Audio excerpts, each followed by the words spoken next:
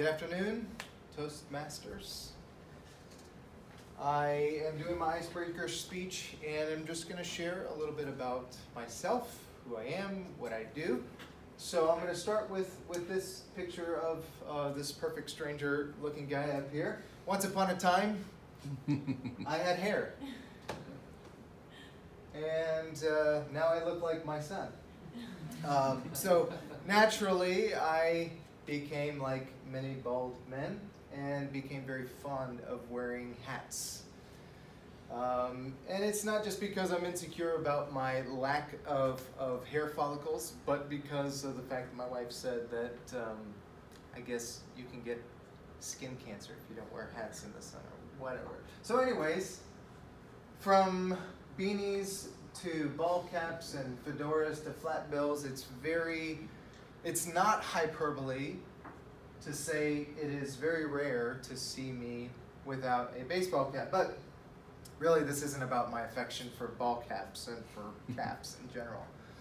I find that it's actually very interesting how we use the term hat when we're defining ourselves. We talk about the various hats that we like to wear. And for instance, if you were in a room with a bunch of new faces and you're done with your formal introductions of who you are by name, that you would begin with the second question. How many of you guys know what that second question is? It's, what do you do?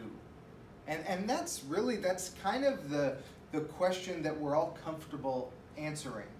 In fact, I was walking with somebody up here to the room, and I was mentioning that, and they said, well, yeah, that's something that I enjoy answering. So I'm going to answer that question first with sort of a what do I do?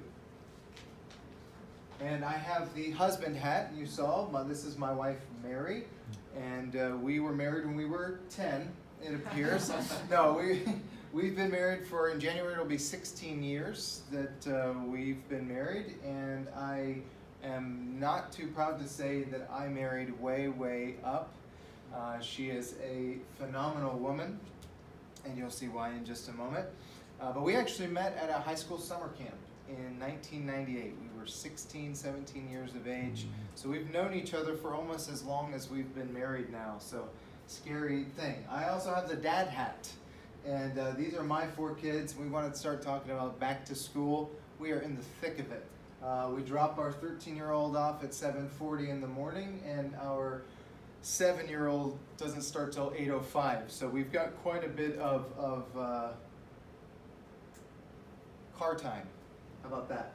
We're in the car quite a bit with them. But Jaden is 7, Gianna is 9, Ethan is 11, and Micah, who this picture was taken in December, is now looking down at me as he is nearing the 6-foot mark.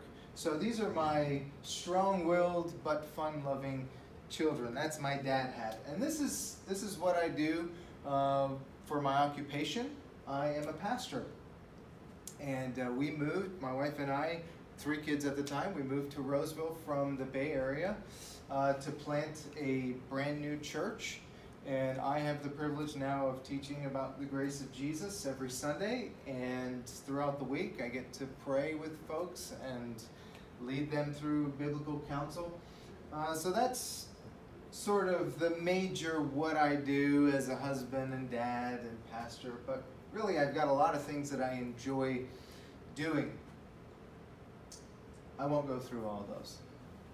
But all the people in my life and all the things that I do are really tremendous gifts. And the unfortunate part is that I'm often very guilty of allowing what I have and what I do to define who I am. So instead of my hats having their proper place, they end up becoming masks to hide behind.